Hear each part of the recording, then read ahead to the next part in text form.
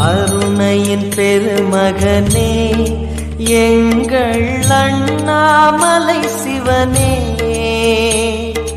ஆடிய பாதத்தில் ஓரிடம் வேண்டும், ஆடிய பாதத்தில் ஓரிடம் வேண்டும்.